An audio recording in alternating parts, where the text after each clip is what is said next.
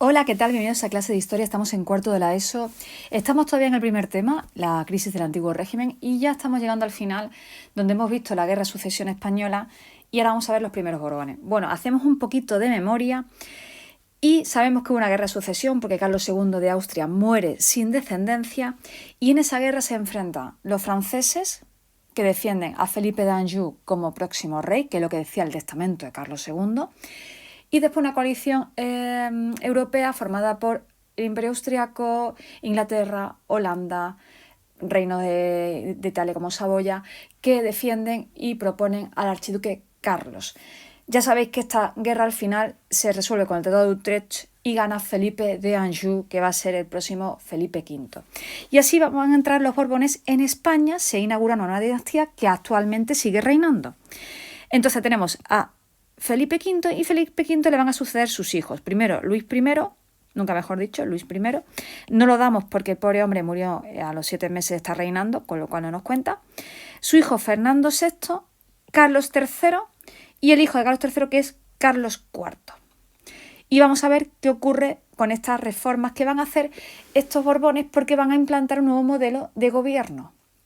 Van a gobernar a su manera. Y vamos a ver qué pasa en este siglo XVIII en España. Vamos a ver la reforma. Vamos a empezar con Felipe V y Fernando VI. Lo primero que van a hacer estos reyes, sobre todo Felipe V, es implantar el modelo de sus parientes franceses. Recordad que él es el nieto de Luis XIV, que es el rey absolutista y centralista por excelencia. Entonces él se ha criado en la corte de Luis XIV. ¿Qué modelo de gobierno ha aprendido? El de su abuelo. Es decir, el absolutismo centralista.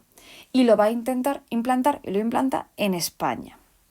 Y para ello, lo primero que va a hacer va a ser los decretos de nueva planta. ¿Qué son los decretos de nueva planta? Una serie de leyes, decretos nunca mejor dicho, que van a anular los fueros, instituciones, cortes de la corona de Aragón. Y van a imponer el sistema administrativo castellano y también todas las demás instituciones castellanas. ¿Esto por qué lo hace? Lo hace primero porque él quiere centralizar, como está Francia, y segundo porque todos estos reinos de la corona de Aragón, el Reino de Aragón, el Condado de Cataluña, Valencia y Baleares, se habían decantado en la guerra por el archiduque Carlos. Entonces él dice que como han faltado a su rey, los castiga, entre comillas, evidentemente, con esta anulación de todos sus fueros, instituciones, leyes y cortes. Además, va a poner la figura del secretario de despacho, que es una especie de ministro, son los antecedentes de los ministros actuales. ¿Para qué? Para que le ayuden a gobernar. Además, la composición política del país va a variar. España se va a dividir en provincias. Y a cabeza de cada provincia va a estar un capitán general. Son las capitanías generales. Y las provincias, evidentemente, están formadas por municipios. Y los municipios van a tener a la cabeza un corregidor, que es una especie de alcalde hoy en día.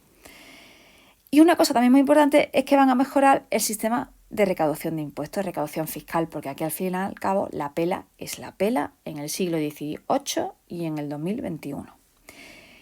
Fernando VI prácticamente sigue con las mismas reformas que tiene Felipe V, algunas más de la Armada, es decir, construye nuevos barcos, intenta modernizar un poco el país, que nuestro país no es que no estuviera muy modernizado, pero a la visión francesa.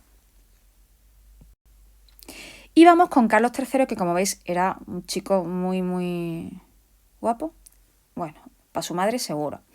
Carlos III es hijo también de Felipe V porque su hermano Fernando VI muere sin descendencia. Carlos III es uno de los exponentes del despotismo ilustrado en Europa. El despotismo ilustrado era aquella corriente política que intentaba instaurar los principios de la Ilustración, pero sin renunciar nunca a lo que era el absolutismo, el poder real. Van a hacer cosas por el pueblo, pero sin el pueblo, que era el lema del despotismo ilustrado. Y el máximo exponente en España va a ser Carlos III. Va a hacer una serie de reformas a través de su secretario de despacho. Son muy famosos, son por ejemplo Florida Blanca, Jovellanos, Olavide, Campomanes. Yo nada más he puesto 3, pero son muy famosos. Entre las reformas que va a hacer, bueno, va a imponer el poder real a la Iglesia. Esto es porque la Iglesia, por ejemplo, tenía libertad para nombrar arzobispos, obispos, y en este momento el rey va a imponer su voluntad a la hora de elegir los obispos o arzobispos. Él va a decidir, le van a presentar unos candidatos y él va a decidir cuál. Va a impulsar la agricultura, la industria y el comercio para intentar modernizarla y sacarle más provecho y más productividad. Va a ser muy importante, como en todo movimiento ilustrado, la educación, con lo cual se van a crear nuevas escuelas de primaria, de secundaria, y también se va a renovar todo y reformar los estudios universitarios. Va a limitar los privilegios del Consejo de la Mesta. ¿Qué es la Mesta? Es una especie de grupo de ganaderos de la Edad Media, sobre todo de ovejas, que podían pastar por aquellos caminos que ellos quisieran y tenían libertad absoluta. Actualmente hay algunos días en Madrid, por ejemplo hace poco, que pasó una gran cantidad de rebaños de ovejas. Esos son reminiscencias del Consejo de la Mesta. ¿Qué ocurre? Que si tú tienes un campito recién plantado y te pasa un rebaño completo, ¿qué ocurre con ese campo? Que te lo han destrozado. Había que ponerle límites. Lo que pasa que es verdad que la lana en la Edad Media en Castilla era muy importante, se exportaba mucho al resto de Europa y se conseguía muchísimo dinero y por eso estos ganaderos tenían tantos privilegios. Y también va a liberar los precios del trigo. Con Carlos III sucede un hecho histórico bastante importante, que es el siguiente: el motín de Esquilache. El motín de Esquilache ocurrió en marzo de 1766 en Madrid. Y se llama Esquilache por este señor que tenemos aquí, que era uno de los secretarios de despacho del amigo Carlos III. Carlos III, este señor era italiano porque Carlos III había estado gobernando antes de llegar a España en Nápoles. Y se lo trae. Y intentan hacer una serie de reformas para poner a Madrid a la altura de otras capitales europeas, que en ese momento Madrid era una ciudad oscura, peligrosa, sucia. E intentan, ya os digo, promover obras de limpieza, el alumbrado, adoquinar todas las calles que eran de barro, de arena. Pero hubo una medida que no les gustó a los madrileños y a los españoles en general, y era que era una prohibición de la tradicional vestimenta de los españoles, que era la capa larga y el sombrero de ala ancha. El problema de esta vestimenta es que se decía que era muy fácil esconder armas, pues podían taparse casi por entero el rostro. Veis aquí que está completamente tapado. Es decir, embozarse, que se llama, ponerse el embozo, y así no te veían la cara y podías también esconder dagas, cuchillos, espadas. ¿Qué ocurrió? Que a la vez se está produciendo una subida de precio de los alimentos básicos, principalmente el trigo, que es con lo que se comía realmente, o pan, o gachas, o papilla. Con lo cual se está produciendo una crisis de subsistencia también. Y el malestar de la prohibición de la vestimenta y el malestar por la subida de precio hace que haya una serie de revueltas. Y el 24 de marzo el pueblo se amenazó con asaltar el Palacio Real. Es decir, amenazó con asaltar al rey si no se cumplían sus peticiones. Así que Carlos III dio marcha atrás y destituyó a Esquilache, disolvió otras cosas, disminuyó el precio de los alimentos básicos y, por supuesto, permitió a los ciudadanos mantener su indumentaria de capa y sombrero de ancha, que, por cierto, al final se cambió con el tiempo por la de capa corta, que es esta que vemos aquí, y el sombrero de 3 picos.